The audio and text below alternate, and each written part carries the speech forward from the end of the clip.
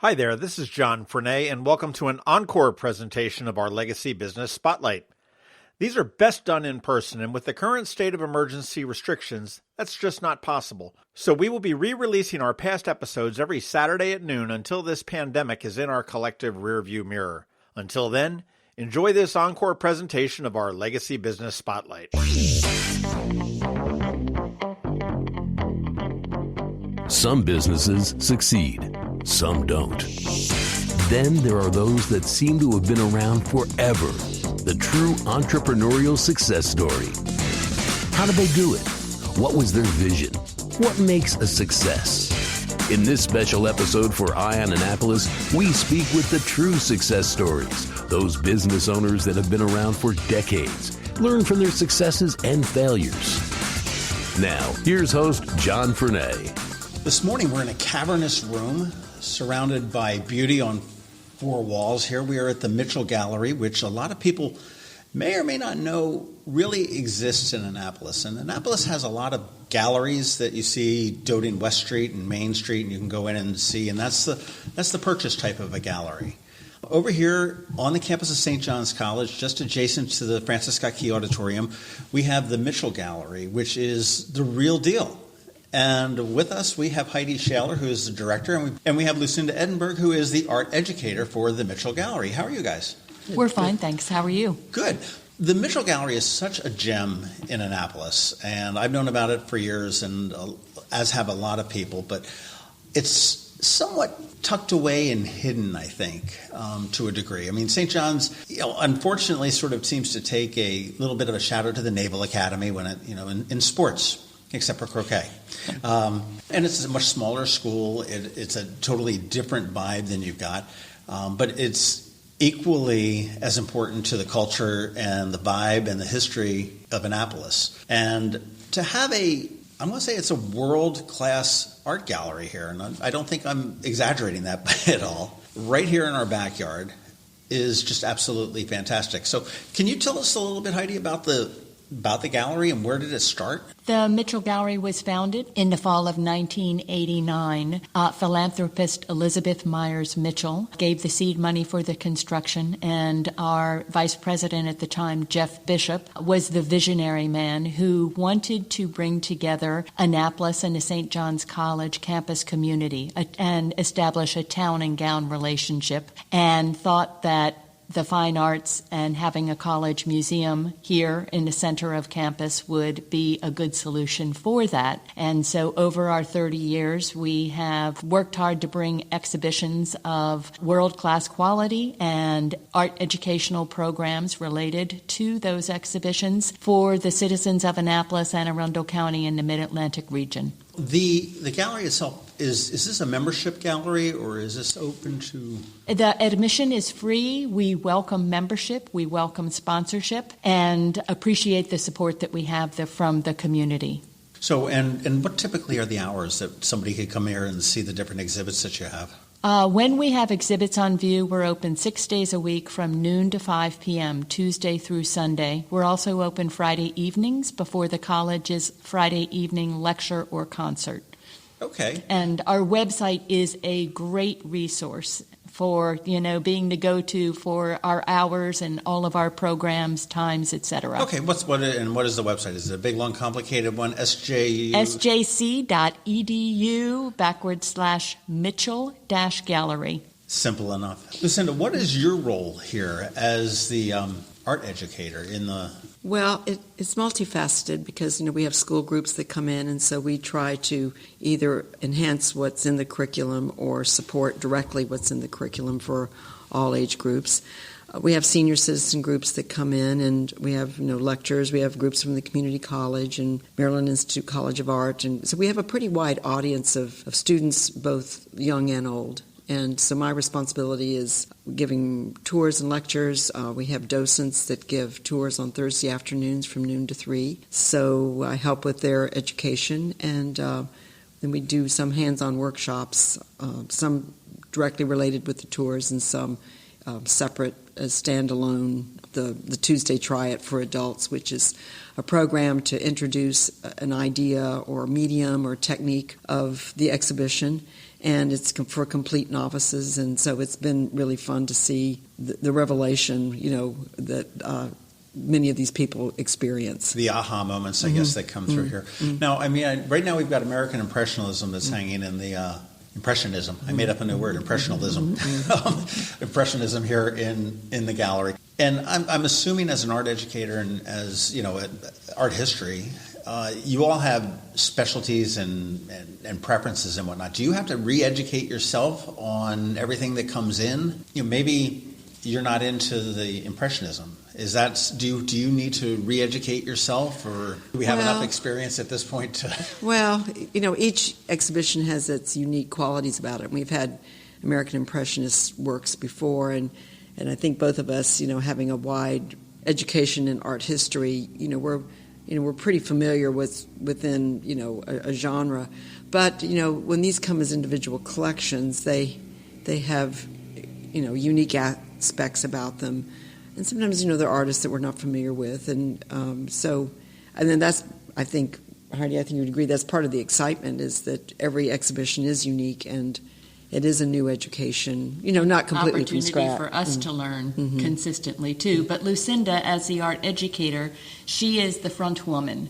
She is the resident expert on everything out here in the gallery. So, her wealth of knowledge and broad educational experience is a wonderful resource for the community. In addition, she teaches art history at the community college, and so is able to, constantly broaden all of that experience. Spreading the wealth and bringing new fans in. Now, what types of exhibits can we expect at the Mitchell Gallery over the years or into the future? I know that I've been here one, and there was a woodblock carving type of a... We see everything, really. Everything from Asian ceramics, metalwork from the grasslands, ancient grasslands of the steppe region, to contemporary art of Jonathan Borofsky and Nancy Graves, and our county juried exhibition. We have Anne Arundel County artists work on view, being created as we speak. How do you determine what comes? Now, each exhibition, you said, is about 6 weeks or so? 6 or 7 weeks. Each of our museum quality exhibitions that run concurrent with the academic year from late August until about the middle of April. And then at the end of each year, we have the St. John's College Community Art Exhibit, faculty, staff, and student show. Every other year, we have the Anne Arundel County Juried Exhibition. It's a big range. No, it's a big range, and that's what's fun about it, is something local.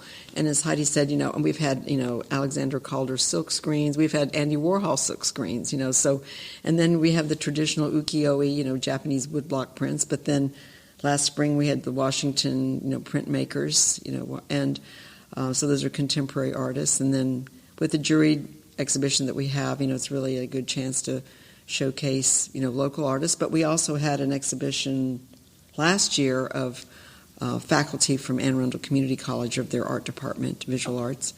And we had an exhibition of Annapolis Senior High art students, maybe 5 years ago. Yeah, 5 years ago. So we do those, kind of in between. And it's nice to really highlight, in between the greats. We've had Matisse, we've had Picasso ceramics, so it's nice to intersperse sort of our local heroes, in with.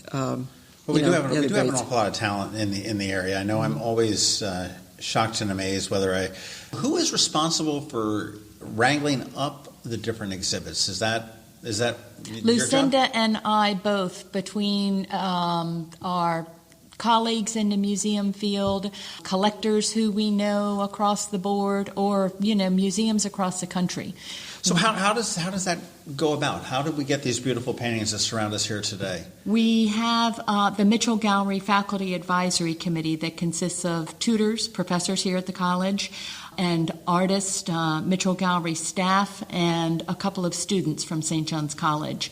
Look at the long-range exhibition schedule and try to put together a season each academic year that has a range and brings different artists and objects. And is there a thing where the artists and the exhibitions are like in this big old pool and saying, okay, we're available during this time? I mean, is it we have to actively seek. We have to. I mean, there are exhibition services, and that's what they do is they curate and and circulate. I mean, even the Smithsonian has a traveling exhibition service. So, as Hydee said, we look for things, but also, we get approached, through advertising to see what would fit, and the types of things. I mean, you said you mentioned museums, so this is something that you could borrow from a museum someplace else, right? Just as easily as you could have a student that's like the great-great-grandson of a Vanderbilt, and you're pulling something out of the Biltmore or something, something along those lines. Their collection. As a private collection, to do that as well. Where does the support come from? We don't charge admission. I mean, obviously, this is I'm going to presume that the school pays the electricity bill and gives you That's a great question, John. Rent-free. For many years, St. John's College has given considerable financial support to the Mitchell Gallery. In the more recent 5 to 10 year period, Lucinda and I and our Mitchell Gallery Board of Advisors, that consists of 30 volunteers from the community, have actively tried to increase our membership program, and just a couple of years ago established a sponsorship program. And so we're grateful to businesses and individuals in the community who contribute to that. Similar to, we'll say, like the National Aquarium, where you've got an annual sponsorship of the, we'll say, the Elizabeth Mitchell level and the and so on and so forth. Right. And that's all on our webpage too. We do have membership information there. Okay. What does membership get you? It depends on the level that you sign up for, but it can, at the plus level, which is $125 for an individual, $175 for family or okay, dual. So we're not talking these $10,000 checks here. And it goes up. I mean, it could be. It can be increasingly, we'll but at this level, here's the great benefit of the plus level is you receive North American Reciprocal Museum, which means that you have oftentimes free or half price admission to museums all across North America. Thousands of museums, gardens, historic houses, etc. So that is a great benefit that pays for itself. And that point of entry is not a whole lot. I mean, so you're not. I mean, obviously, you would love to have a donor that's at the very reasonable $500,000 a year, and that's wonderful. But I mean, it is a very reasonable thing to be able to get in here to support the arts in Annapolis and actually across America, because I mean, you're bringing it here. And we couldn't begin to do what we do without the support of our Mitchell Gallery Board of Advisors, which I told you is 30 volunteers from the community who work tirelessly to increase membership, get the word out about the Mitchell Gallery in the community, bring in sponsorship, and they are just a dedicated board overseen by Casey Pingle, who's been our board chair for the last 7 years, and we are so grateful for all that they do. Well, and the physical labor they do too. I mean, schlepping things for receptions and. Now, is that like the board of directors of a company or of a nonprofit, or where's the corporate governance of the Mitchell Gallery? That's through St. John's College. Okay. That's through St. John's College, and our board of advisors is an advisory board that, they travel and they might come back and say, hey, I saw this really wonderful exhibition out in California. You should see if we can bring it here to Annapolis. Right. Just a good idea and great workers. What's been your favorite exhibits that have come through here? That's like choosing a favorite child. You're not supposed to do that. Depends on the day. Well, I mean, I think Hydee would agree. There are some exhibitions that, we feel more in tune to than others. And some, we've sort of laughed about that have been really terrific exhibitions. But what I think back, it was probably been about 15 years ago, we had it was really a wonderful exhibition of Rouault prints, and they really were very thoughtful, but they were very dark in theme, and it was a January-February exhibition, so the light levels had to be really low because they were works on paper, and And the exhibition that followed that was actually American Impressionists. It was from a private collector, and paintings can be up at a higher level, light level. And it was spring, and suddenly, after we closed that Rouault exhibition, and then we had the spring opening and these paintings and everything, we thought, oh my gosh, we felt like we'd been flogged during Lent, and for the Rouault. And but it was a wonderful exhibition, but they all have their nuances, about them. And, when the first ukiyo-e woodblock show we had, or one of the first in the last 10 years, was just about the time of the tsunami. And so, the public was very sensitive to, Japanese culture. And, we were really crowded, and it was a fabulous exhibition. So, there are aspects about each of them that, were unique, and that's what's fun. And also what our visitors have to say about them, too. Their input is always really interesting. I particularly am sort of sensitive to the kindergartners that come in because, they just say it like it is, and they right. come out with these profound things that sometimes make me feel very heavy, and other times, I sort of laugh about, because they just point out the obvious. It's funny. Art, wine, and beer. I find I don't get into that. Oh, I smell the cherry cask, and I love the way that I look at a piece of art, and it's whether I like it or not, and it's whether I like a beer or not like a beer, or a glass of wine. And I really don't think you could put a $500 glass of wine in front of me and a $20 glass of wine in front of me, and I would know the difference. Similarly, I think that as I look at different artworks, I would not know. There are certain artists that have a look about them that you would, that's a Picasso. I know that. But I just sit there and I look and I go, wow, that's just absolutely beautiful. The talent that went behind it, the time that went into it, and it's even more fascinating to me when you look at something that's very old. And now today we've got the technology, which is I see the kids sketching on the iPads and whatnot, and that's very beautiful. It's a whole different type of a tech. But I'm like, wow, here's somebody that we weren't working off of a photograph. We were working off of somebody sitting there that was moving, and it's just it's amazing. Do you have a favorite style of art that you guys like, or do you prefer to have like the let's say pottery? You talked about different pottery. Or sculpting or painting. Well, that's an interesting question, because going back to, do you have a favorite exhibition?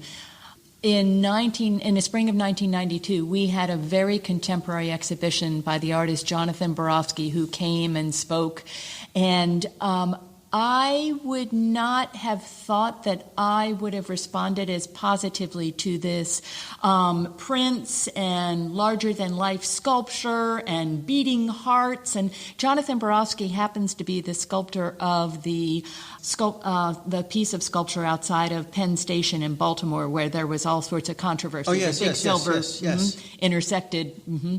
Anyway, it was such an exciting exhibition to have, and the excitement on campus that it created. The students were intrigued, and the gallery, the curtains were open, so you could see through into the gallery as you walk by. It was really, it was surprisingly enjoyable. Well, I think that's probably what you said. You came in with a preconceived notion, if you will, in the back of your head, maybe not outwardly, that, okay, well, we'll just muscle through this and we'll get on to the next one. What's this going to be about? And I think that that's such a beautiful thing, was when you can come in with an open mind on this. Oh, gosh. We've got kids. Gosh, Dad, a museum. And then getting there like, oh my gosh, this is so cool. I didn't realize that they could do this. And whether it could be art or it could be, natural science or anything like that, when you come in with an open mind and you sit there and you look and it's a beautiful thing. It really is. Well, and I was going to say, I don't see my job as convincing people to like something or not to like something. At the end of the day, it's whatever the message is that speaks to the individual, and it is very subjective. It could bring back, bad memories or good memories or, nice thoughts. But my position is to give an understanding, of, and it's not necessarily even in a historical context, but just in composition, just to be aware that what's incorporated in this painting in terms of, composition, how it's laid out, and colors, and how they're purposefully used. And so you may still not like the painting, but then I hope that the viewer will have an understanding of the construction of it and say, well, that's really interesting. I don't particularly like it, but it's Sure. it's interesting. And I mean, you could sort of compare it to music. Many people don't care for Schoenberg in 12-tone row. There's atonality to it, but you appreciate the innovation that it brought in music, and you think, oh, that's not my thing, but you appreciate the intellectuality of it, or the construction. And that's kind of how I see my position, is to bring a greater understanding to the works that are on view, and then add to that the context in which they're created. And these in this room really do have a lot of sort of art history, but also sort of political history with them too, and American artists finding their own voice that previously collectors were looking to old masters. Now, I'm assuming because you teach at the community college that you are an artist at heart. Well, I was. I'm not so much now, but I taught in the public schools and private schools, and so I do have a certification in teaching and art and a fine art degree. But my graduate degree is in art history and philosophy. So I think it dovetails well with the program with the college and the great books. I've read most of what they've read. I've not read the Iliad and the Odyssey in Greek as they do, but I had to read Kant and Hegel and Tolstoy, and they read many of these things, and some of them are related to creativity and the intellectual process of that. So, and teaching at the community college is actually it continues to be good grist for the mill, because I'm still teaching, even though I'm not teaching necessarily the same people, and I do have a syllabus here in a more confined kind of way, but it's good to keep those teaching skills up and remember, who your audience is and who you're speaking to, and that's really important. Art can be very personal, and, where a kindergartner doesn't necessarily think beyond that. I see that. I mean, I would even challenge you and just say not can be personal, but art is very personal, I think.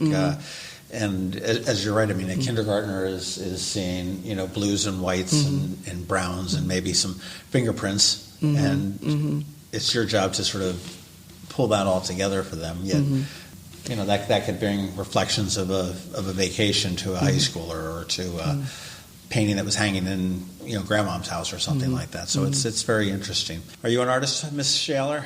I am not. I am not an artist per se. No, when you're surrounded by all of this beautiful art and talent in Annapolis, I mean, our local artists are just truly extraordinary to see what they create in our biennial juried exhibition, and in all of the galleries throughout town. I have the greatest respect. I tell you, I think that Annapolis is really up the ante. And I mean, you guys have been here 30 years, so that's you probably the forerunner, aside from just a couple galleries that we may have seen as far as shops go, as far as bringing the arts to Annapolis. I certainly think that Jeff Huntington and his murals have really added to that. I certainly think that our current mayor, Gavin Buckley, has been very accepting of that, and certainly Ellen Moyer, who's who's been on the Art and Public Places commissions and whatnot. I think the art scene in Annapolis really has sort of risen, and I'm still a relative newcomer here. I've only been here about 20 years, a little bit more than that, and it's so exciting to see that. It is. And the Arts Council of Anne Arundel County does an amazing job of supporting the artists and the arts, but also getting the word out about Annapolis arts to, all across the state. And on the state level, I see grants that are coming out of the state to fund the different, whether it be the Anne Arundel Arts Council or the city and whatnot. And a lot of people don't realize the different venues for art. Obviously, we've got some coffee shop artists, and we've got, which is a wonderful place to see some local artists there. But you look at Quiet Waters Park, you look at the Annapolis Maritime Museum, you look at the Banneker Douglas Museum that has some wonderful art. You've got certainly Historic Annapolis. They're under a little bit of construction right now, but in their buildings and whatnot. And the Hammond Harwood House. And we live in a living, thriving, growing museum, if you will, that's... a culturally rich town. We just live in such a special place, and when we have unique opportunities like this. I mean, we're really lucky. We really have, some dedicated people that are really focused on, spreading the art, around the county. And it's hard because it's a big county. It goes far north and far south. And, April Nyman, the Arts Council, and Brenda, her sidekick. I mean, those two women are dynamo. And then when you think what Linnell Bowen did for Maryland Hall, I mean, she's now retired, but she was just a bulldog in getting that going. Yeah. And Cindy McBride, I mean, she weathered, all kinds of economic up and down. Mm-hmm. And, she's really a stalwart, face, for the Annapolis, retail galleries. And, it's those kinds of people, that, have held, fast, at the helm that, has made the way for the next, set of leaders, to come. And Jim Cheevers to add to that too, the long from the Naval chief Academy curator. Museum. But he's got a finger in every pie and belongs to lots of arts organizations, So, and that's the thing is many of these people are more than just with us or the Annapolis Symphony, right? Right. Mm-hmm. Who are the up and comers? Who are the people that are moving and shaking in the art world as we move forward? Well, well, there's some new galleries. Jo Fleming, Contemporary Art. She's been over on Maryland Avenue. They're really starting to come up, and of course Art Farm. Is right. They've moved from West Street, out to Chinquapin Round Road, and so those are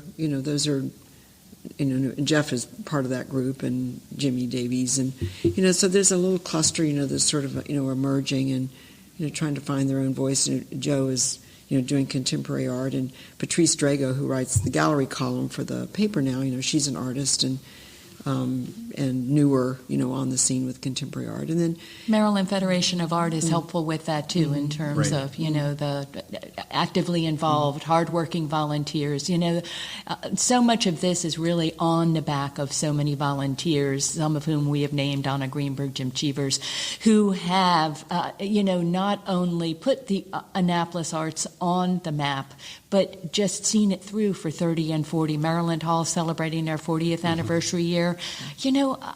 Aren't we fortunate to live in a community where somebody had the vision and said, "Hey, I can take an abandoned high school and turn it into something special." Mm-hmm. I know I was speaking with Maryland Hall not too long ago, and I had my duh moment when they. I knew that they were celebrating their 40th, and then they had UB40, and they had a whole bunch of programming that was all tied into this whole 40, and I'm like oblivious to this, and it's like, okay, I get it now. The joke's on me, and we'll move right on. But what other exhibits are, and I know that they change often, but what's on your horizon looking forward? Can you divulge anything yet? Or we can divulge a few things. For our 30th anniversary year, which this is, kicked it off in the end of August, and it will go through June of 2020. We'll have the New Yorker cover illustrator artist Mary Petty is our next exhibit. That's fun. That'll be fun. Pointed, witty. Now question, because you had mentioned the artist, Lucinda. You had mentioned the artist for one exhibit had come down and done discussions and whatnot. And this, obviously, we have different artists here in this, none of which are available to come probably and do a discussion. But when you do have modern current art, do you typically have somebody to come down and interpret and discuss their? Mm-hmm. Yes. Otherwise, that's left up to you, I suppose. Right, yeah. Well, we have speakers who are authorities on, specific topics. For Amanda Burdan from the Brandywine Museum came and spoke because her area of expertise is American Impressionists, and they're opening an exhibition of American Impressionists next spring. So she came and spoke. But for the Mary Petty exhibition, we're actually getting Bob Mankoff, who was the former cartoon editor for The New Yorker, to come speak. Okay, neat. And he was with them for 20 years and then retired, and now he's the cartoon editor for Esquire. So, retooled. We're actually getting an artist. If you remember the Heckinger hardware store chain. Yes. John Heckinger had a collection of artwork there in his headquarters there in Landover, and it was all artwork related to tools. And Pete Hamill actually wrote a catalog for it, and so we'll have an artist who will come, as part of the Hechinger collection and come and speak for that. They were determining that date sometime in the winter. So that's neat. That's neat. Yeah. So we've got the New Yorker. What else do we have? The Hechinger collection will be our winter, and then in the spring we'll have American Indian art from the Thal collection. Oh. Eugene Thal was an alum of the college from the class of 1947 and world-renowned collector of Old Master paintings and prints. And Are art galleries very common? I know that I didn't have them when I went to school. Are they very common in college settings? On college campuses, many college campuses have art galleries of varying range, whether it be more contemporary gallery space with changing student art or a college museum such as we have here, an accredited college museum accredited by the American Alliance of Museums, and we're the only such museum in the state of Maryland, in the company of the Baltimore Museum of Art, the Walters Art Gallery, but the only college museum that's accredited. So we're very proud of that. What was involved in the accreditation? We got it in 2012, and it was a 2-year study, so it's, we had to apply to see if we qualified to apply. And it's a self-study, looking at our mission, demographics, and physical facility and exhibitions, and it really involved financial numbers, and it was really cleaning out the closets and self-examination. It really self-examination, and that's what I said to Hydee. Even if we didn't get accreditation, it was a good thing to do. For the exercise, to see how we stand up against other museums, and there are only 6 fine art museums in the state of Maryland that are accredited, so we're one of them. And so that's really a prestigious thing to have. Congratulations on the accreditation. That's a big deal. Yeah, it was a big deal, but it was a good exercise too, because it also, we know what other museums and their standards have to be as well.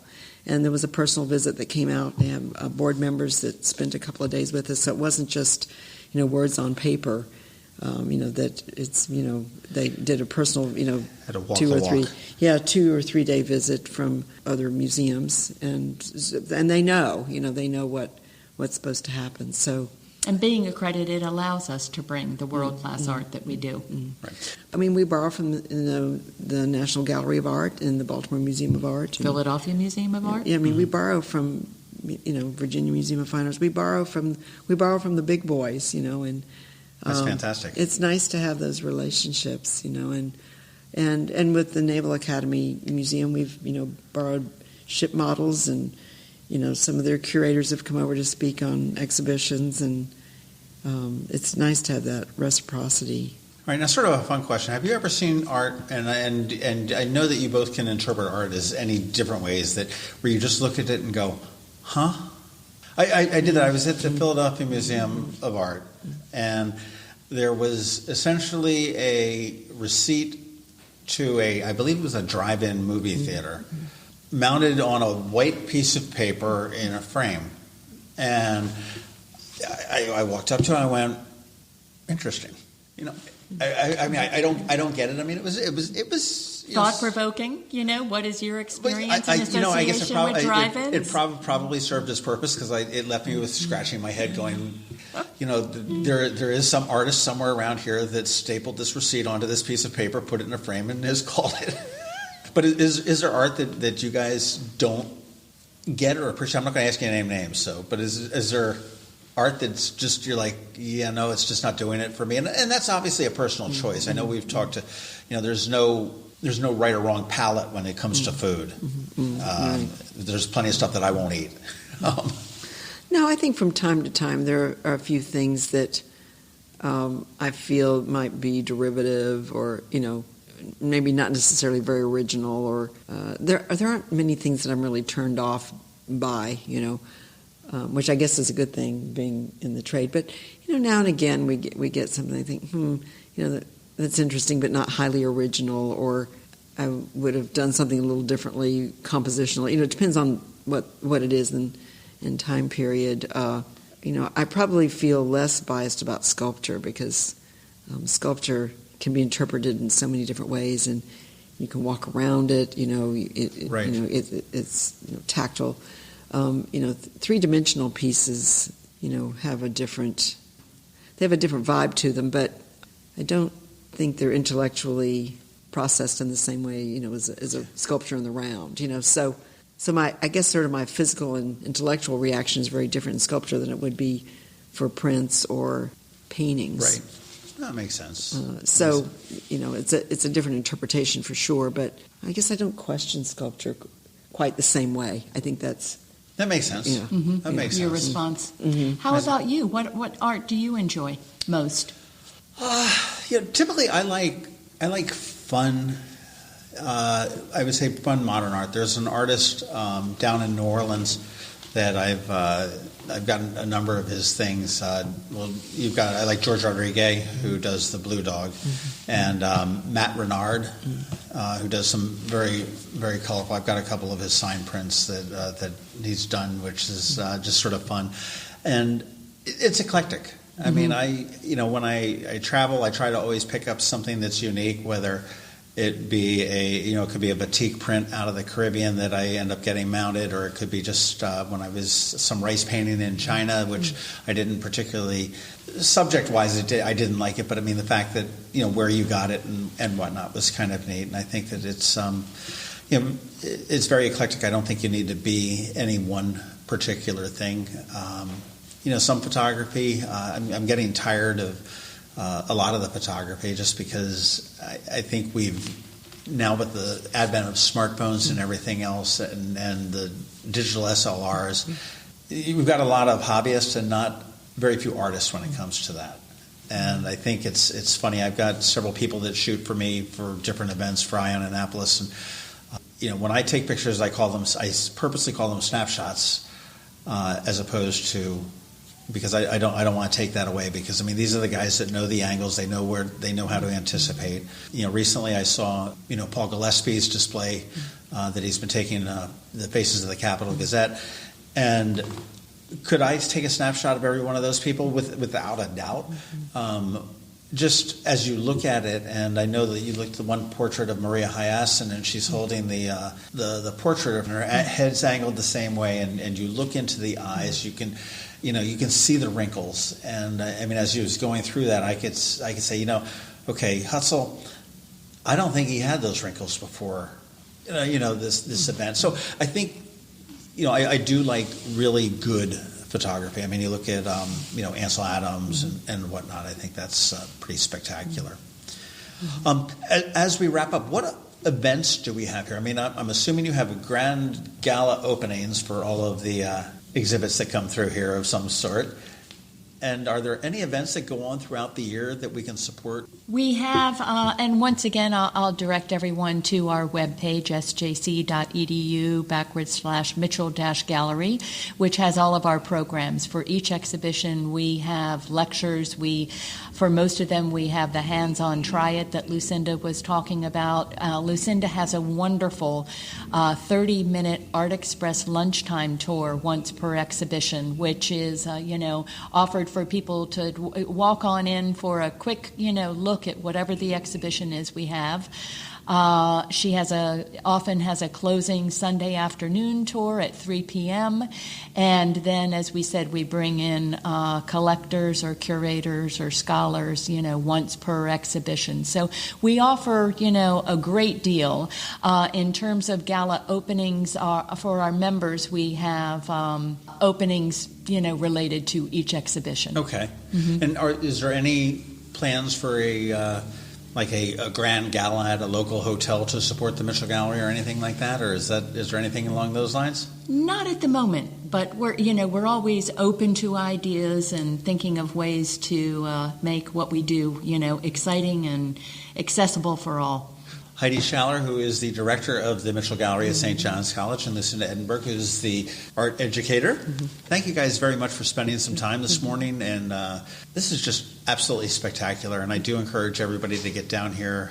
The hours are convenient. You said it was Tuesday through Sunday. Noon to 5. Noon to 5. So you can, midweek, if you work in town, it's a perfect time to take a little bit of a long lunch and linger and meet the fine folks that are here and see the great art that we're bringing from here. It's really a very special treat that Annapolis has this. This is something that you see in D.C., in Baltimore, in Philadelphia, in New York.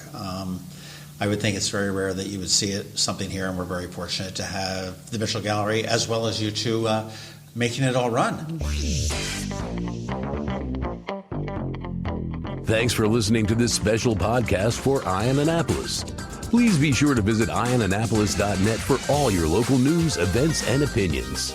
And in case you haven't already, please subscribe to the Ion Annapolis Daily News Brief, where we bring you your local news direct to your phone or tablet every Monday through Friday at 7 a.m. Subscribe on iTunes or Google Play.